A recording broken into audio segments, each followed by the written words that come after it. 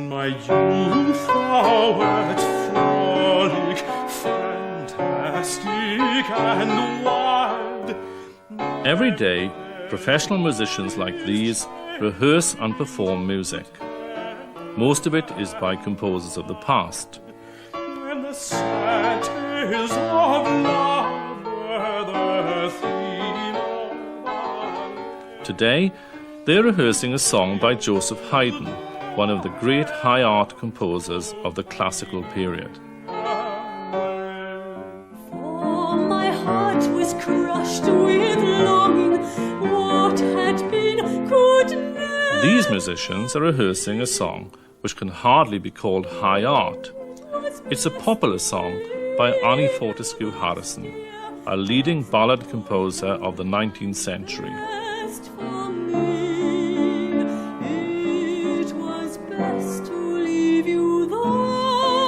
Most music of the 19th century is embraced in what we call the Romantic period. And best for me. When describing music, we tend to use a number of labels to signify musical style. Some suggest periods, the classical period or the Romantic period, for example. Others imply the type of music it is, even the type of audience that the music is aimed at. High art music and popular music, for example. These terms are handy in today's music industry because they provide a set of categories from which similar pieces of music can be marketed. But what do these labels mean to practicing musicians who, every day, have to get behind the notes on a printed page of music and capture the spirit and the style that was intended by the composer? Lies put on bowling, the darling of our crew. How is their approach to music of the classical period different to their approach to Romantic music? For death has broached him to. What similarities are there between popular music and high art music? Of the manliest beauty, his heart was kind. And what do performers do to touch the true style of music of the past? Below, he did his duty. In this programme, which was filmed at Finchcock's house in Kent, 4 musicians are going to prepare 4 songs. We are going to see and hear how they put on the style.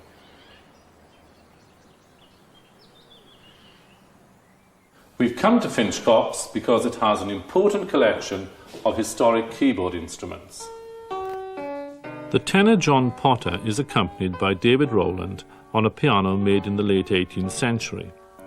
They will perform a setting by Joseph Haydn of the Welsh song Dafydd y Garreg Wen, David of the White Rock.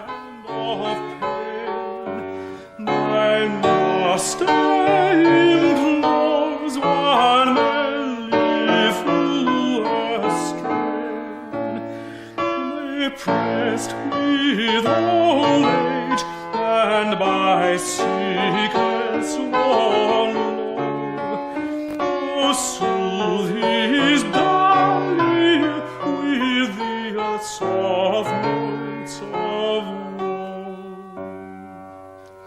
Yeah, okay. I think it probably needs to move a bit. Yes. It's very hard not to put in the. It's a little bit like an artist having respect for the integrity of his materials, really. You have to, even though the music is yours at the moment you make it, you have to put yourself in the position of the composer when he first saw the text that he's going to set. And you have to bear in mind the kinds of criteria that he was thinking about.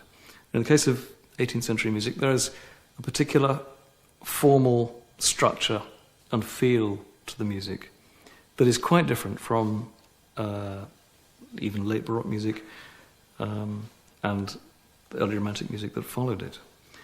And I think unless, as a performer, you're aware of that, all the music will come out sounding the same. And so you have to home in on significant aspects of the style. Just keep the ornament in. Yes, and I'll add some more, maybe in the second verse. Yeah. I think over 6 or 8 verses, the listeners would expect a bit of variation there. Yeah. What sort of thing do you want to do? Well, where it goes, mellifluous strain, Yeah. mellifluous, something like that. Yeah. Not too much. No. Otherwise, I think you lose contact with the text. Yes. We know that performers of the period added decorative notes and phrases to the music, even though the composer had not written them down. Putting these decorations or ornaments in place implants a vital ingredient of classical style.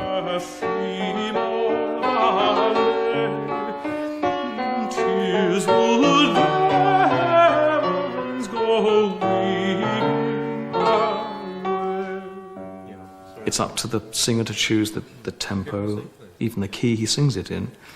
As far as ornamentation is concerned, it's part of personalising the piece and making it your own. And every singer would have done something different.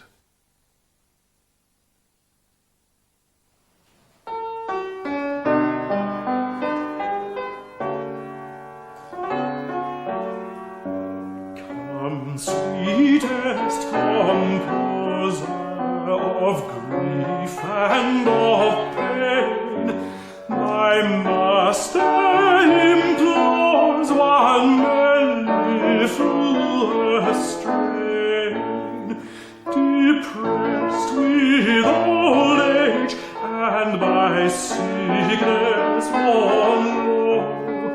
Oh, soothe his dull ear with the soft notes of woe.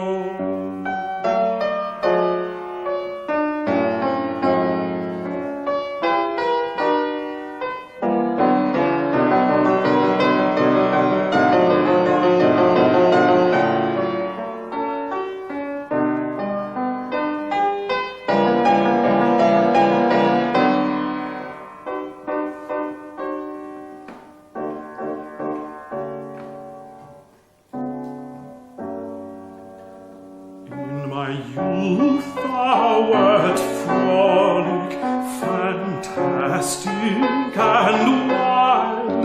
My melodies changing to tender and mild.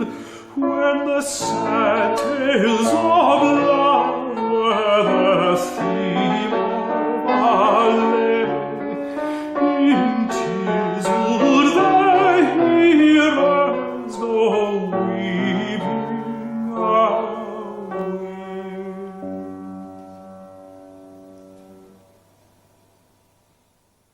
It's very difficult to describe exactly what characterises music in any particular period, but terms like balance and restraint, I think, come to mind with the classical period.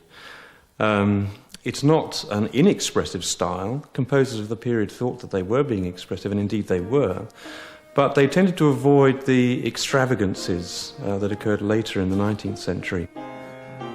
Unlike Haydn, the composer of our second song, the Englishman Charles Dibdin, was a popular jobbing composer whose one-man shows provided the bread and butter of his existence. Tom Bowling is by far his most famous and successful song. It was inspired by the death of his brother while at sea. Here, Jeremy Barlow accompanies on an early square piano of the type that was well known to Dibdin.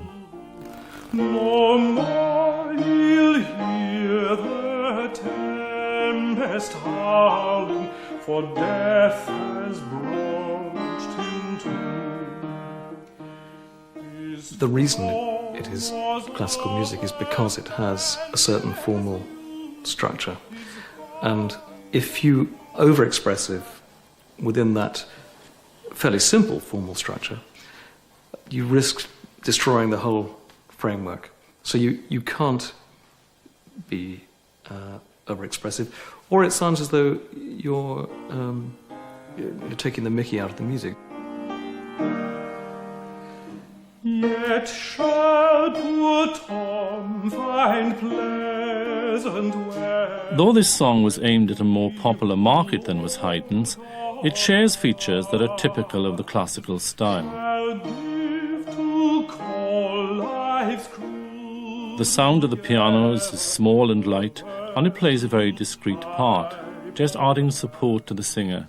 It never really intervenes in the song.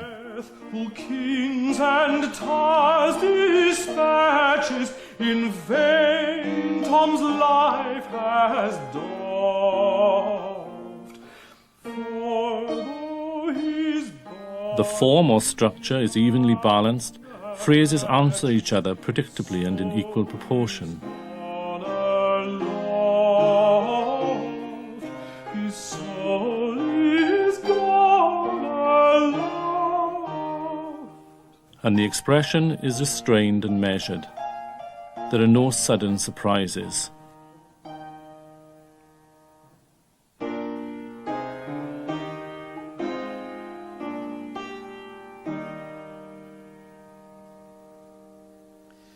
I was wondering if I could add any decoration, but I think it's actually so decorated already.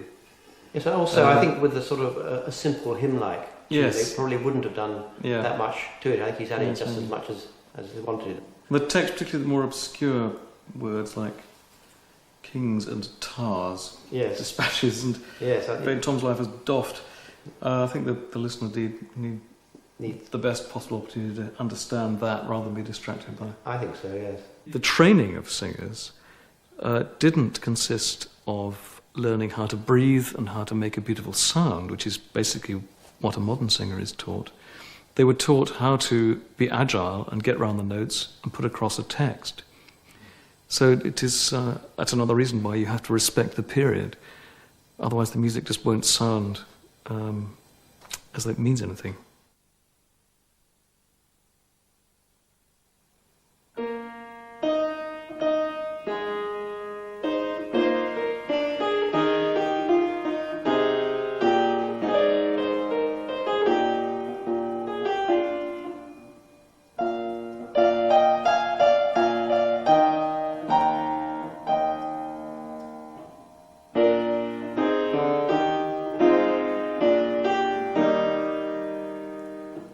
Here a sheer hunk lies put on bowling, the darling of our crew. No more he'll hear the tempest howling, for death has broached him to. His form was of a manliest beauty, his heart was kind and soft. Faithful below, he did his duty, and now he's gone aloft, and now he's gone aloft.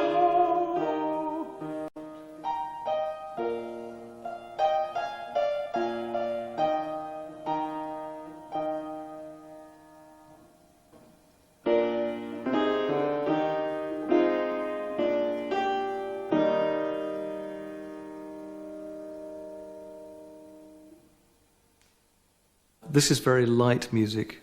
The instruments obviously very light. They're not like a modern piano. And so I sing it in almost like a speech-like way. I wouldn't try and put into it the kind of power that if I was singing a later 19th century piece. A vivid illustration of the way that musical expression became more expansive between the classical and romantic periods can be gained by looking at pianos. This instrument, which was made in 1801, has a keyboard that spans 5.5 octaves, from here to here.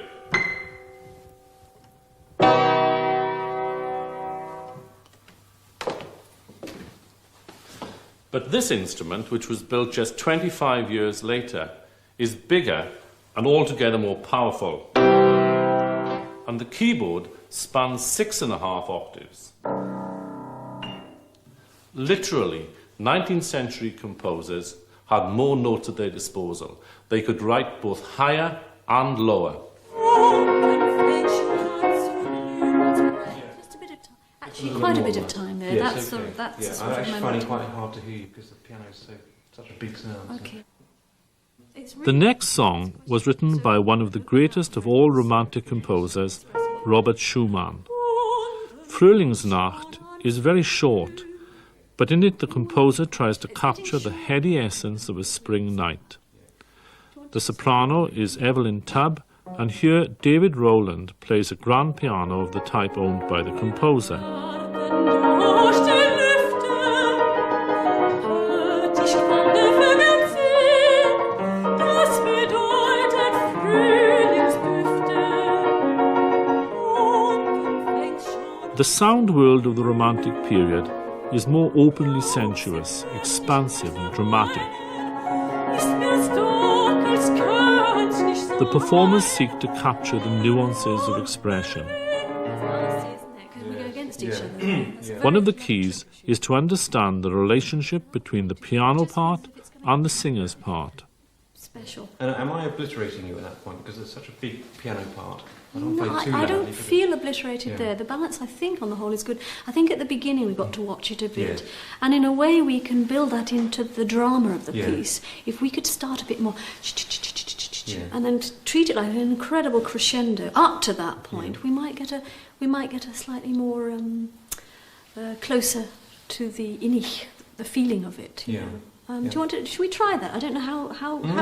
No, it will play very, very quiet. But This it's is, as I said, the- it's big piano part, and Yes. it's quite hard to keep it down. But you want to try from the start? or Let's try pick from up the on- start and then see if we can get this idea of a very, very sort of held in. It's as if she's going to burst. Yes. He's going to burst. Yeah. Okay. And so he does burst, finally. Yeah, it can be really quiet at the beginning. Yeah, I think, well, After let's that, try you it. get problems. I know, after I think the background is very important because knowing a bit about the context of the music you're singing can really feed the song. And style is interesting. If I was perhaps wearing this jacket and hot pants underneath, it would not mix at all, would it? That's great for me because it means Yes. I can put more breath into the Yes. sound and make it Yeah. more überm Garten, as if Yeah. I was speaking it. I can keep bringing it back. It's just when the Yes. sound is building. Of in the course. instrument, you can't Let's try that again. I like that. Okay. I mean, I hope Schumann would like it, but it feels Well, it's what right. is written into the music. Well, so- that's right. Maybe our instincts finally overtaking. Interesting to think that this is the piano sort of that he would have used. Yes. So he had yes. this. Schumann had one very much like this. Yes. So he would have been working with that intention, really. Yes.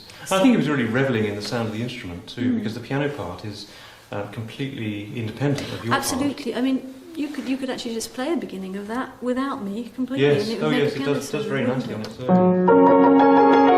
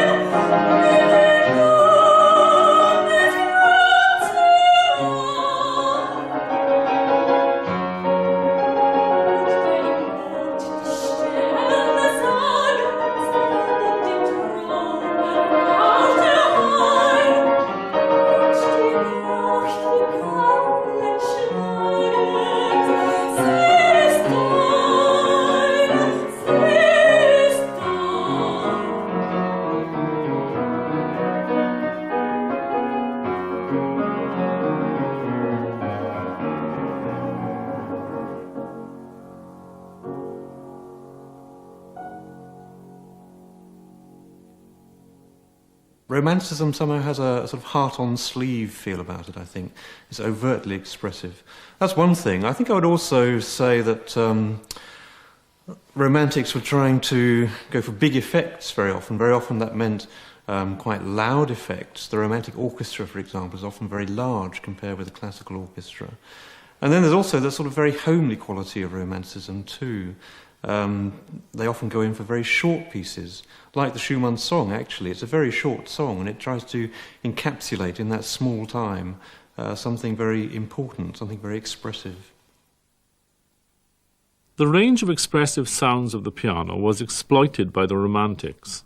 Indeed, by the middle of the Romantic period, the piano was one of the most written-for instruments. New designs and manufacturing techniques led to tens of thousands of them being produced. The majority found their way not into great concert halls, but into the parlours of middle-class homes. It was particularly fashionable for young women to learn to play and sing. The songs that served this large new market had to have immediate appeal, but also had to be easily performed by amateurs. By the 1870s, women, who were initially the consumers of this type of music, were among the most brilliantly successful composers of it. Such a woman was Annie Fortescue Harrison. She was also known by her married name, Lady Arthur Hill. I'm going to really try and do this verse as softly as I can. I don't Oh, know, right, okay. Just to get this feeling of the twilight. That's nice, yes. If we can, because Her In the Gloaming is accompanied on an upright piano. The performers are keen to capture the expression of the song in its own terms. my darling, think not bitterly of me.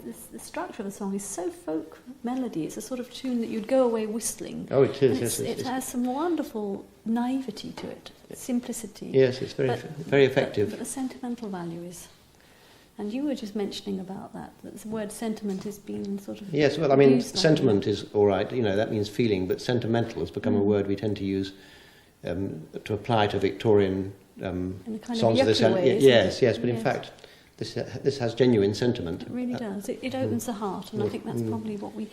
Well, it does mine. It's Yes, great. I'm enjoying yes, this. yes. That interrupted cadence. Yes, too, I yes. think How do you want with to that. sort of place that I note wondered there? about Yes. it. You did a lot. It's best for you and it's sort of like it's a kind of piloting that there is more to come. There is Yes. a deeper level to go. That's yet, right, isn't yes. there? So best for you and best for me.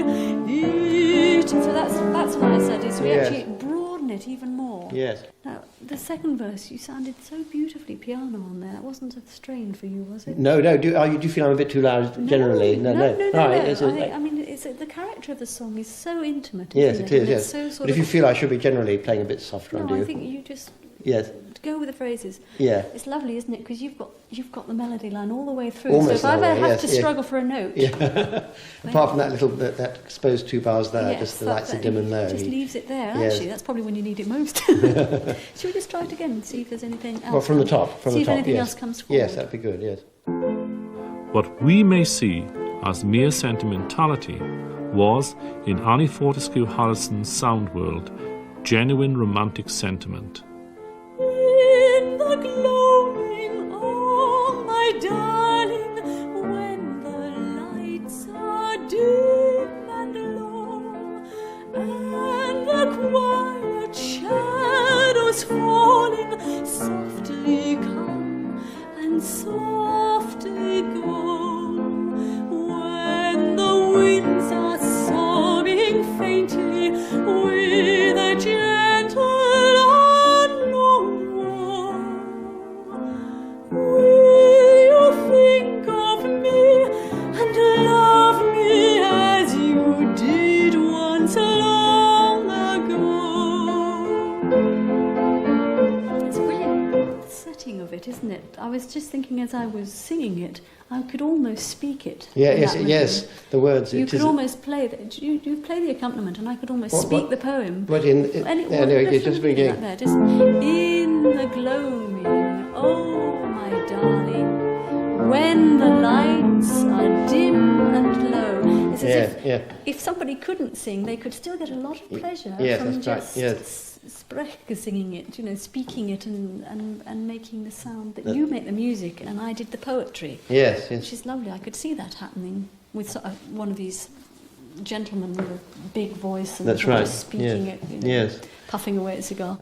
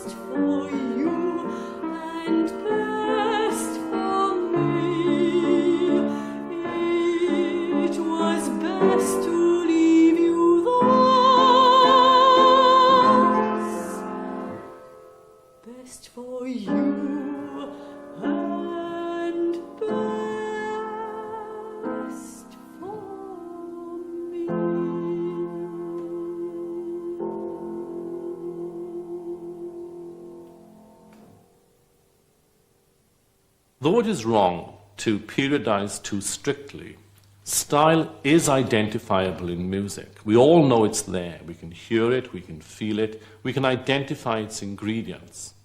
Style labels, like classical and romantic, signify periods when most pieces of music seem to share certain characteristics.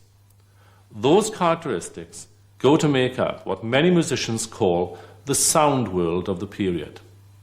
Performers need to understand those sound worlds in order to do justice to the music of the past.